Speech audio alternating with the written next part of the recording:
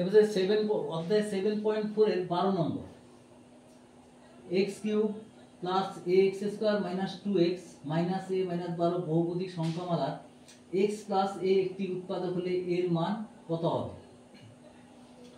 তাহলে আমরা 1 নম্বরের বহুপদী সংখ্যামালাটা হচ্ছে x³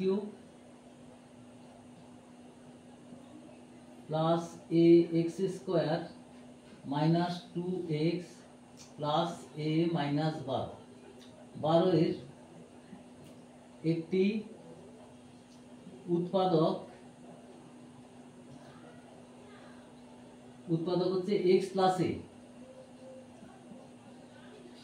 তাহলে আমরা x equal two minus a যদি বসাই তাহলে সংখ্যামালাটি 0 হবে, অর্থাৎ তাহলে x বসালে শর্তানুযায়ী তাহলে আমরা লিখতে পারি শর্তানুযায়ী minus a cube plus a into minus a তার square minus 2 into minus a plus a minus 12 equal to 0। তাহলে এটা হবে মাইনাস a কিউব, এইটা হবে plus a cube minus plus 2a plus a minus 12 equal to 0। তাহলে a cube কেটে গেল 3a equal to 12, সুতরাং a ইকুয়াল টু 4। এর মান কত? 4, উত্তরটা হচ্ছে 4। এবার হচ্ছে 2 নম্বর k square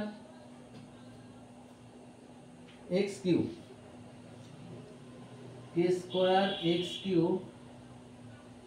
minus kx square plus 3kx minus k বহুপদী সংখ্যামালার একটি উৎপাদক 3x মাইনাস 3, এত এর উৎপাদক x মাইনাস 3। তাহলে আমরা শর্তানুযায়ী লিখতে পারি x এর মানটা আমরা এখানে 3 বসিয়ে দিলে ওই সংখ্যামালাটি শূন্য হবে। সুতরাং শর্তানুযায়ী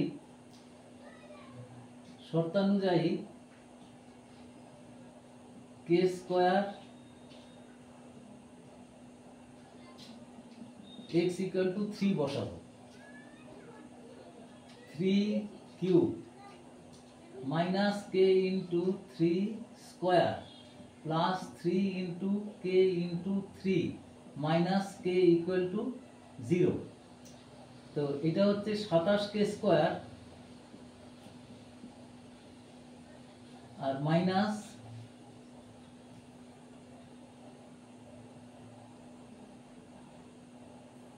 9k 3 3 9 k minus k plus 8k 9k minus k equal to 0। তাহলে এটা লিখতে পাচ্ছি আমরা 27k স্কয়ার আর এটা হচ্ছে 9k কেটে গেল, তাহলে মাইনাস k ইকুয়াল টু 0। এখান থেকে আমরা লিখতে পারি k যদি কমন যায়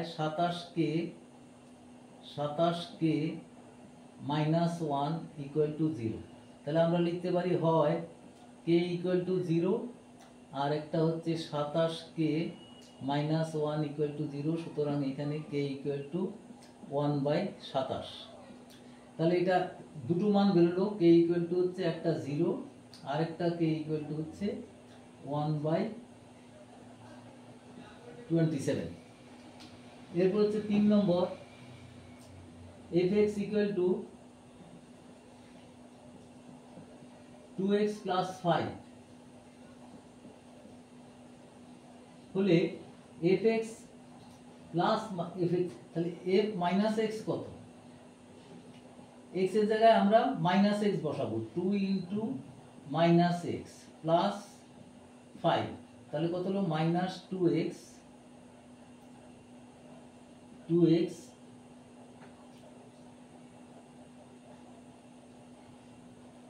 মাইনাস 2x প্লাস 5। তাহলে এখন আমাদের fx plus f minus x, এখন fx plus f minus x equal two হচ্ছে 2x plus 5 minus 2x plus 5 10। 2x plus minus কেটে যাবে, এটা তাহলে উত্তরটা হলো 10। 4 নম্বর px square plus 5x plus r বহুপদী সংখ্যা মানের x মাইনাস 2 এবং x মাইনাস 1/2 উভয় উৎপাদক হলে p ও r এর মান নির্ণয় করো। তাহলে আমরা এখানে এত এর উৎপাদক x মাইনাস 2 আর একটা হচ্ছে x মাইনাস 1/2, তাহলে আমরা x ইকুয়াল টু 2 আর একটা 1/2 বসাবো। তাহলে এখানে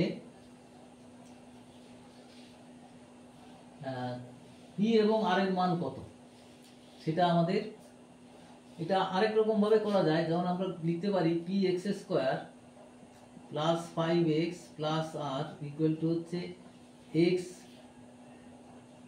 মাইনাস 2 অথবা x মাইনাস 1/2, এইভাবে করা যায়। যেমন এটা x স্কয়ার, তাহলে x square minus x into 2 plus 1/2 into plus 2 into 1/2, এটা 1 হয়ে গেল। তাহলে দেখো x স্কয়ারের সহগ এখানে 1, তাহলে p ইকুয়াল টু অভেদ যখন হয়েছে তখন p ইকুয়াল টু 1। আমরা এই সম্পর্কের মধ্যে p ইকুয়াল টু 1 আর x এর সহগ 2/3, এটার সঙ্গে এটার মানে সম্ভব হবে না, এটা x r equal to 1, r equal to 1 এইভাবে করলাম। সুতরাং p ইকুয়াল টু r, এইভাবে এটা করা গেল। কারণ এটা 5/2 আর এখানেও 5 মানে x এর সহগ আমাদের ইকুয়েট করার কোনো দরকার নেই, তাহলে p ইকুয়াল টু 1, আবার এখানে r ইকুয়াল টু হচ্ছে r ইকুয়াল টু 1।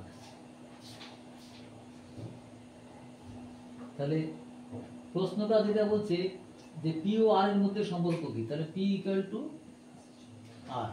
এটা আবার অন্যভাবেও করা যায়, যে এখানে 2 বসাবো, এখানে 1/2 বসিয়ে এটা করা যায়, আমরা সেভাবে করলাম না। আচ্ছা, এবার 5 নম্বর হচ্ছে fx equal to 2x plus 3। fx equal to হচ্ছে 2x প্লাস 3। রৈখিক বহুপদী সংখ্যার শূন্য কত হবে, তার মানে হচ্ছে এখানে তাহলে 2x প্লাস 3 ইকুয়াল টু 0। সুতরাং 2x ইকুয়াল টু 3, সুতরাং x ইকুয়াল টু হচ্ছে মাইনাস 3/2। এটার উত্তর হবে তাহলে মাইনাস 3/2।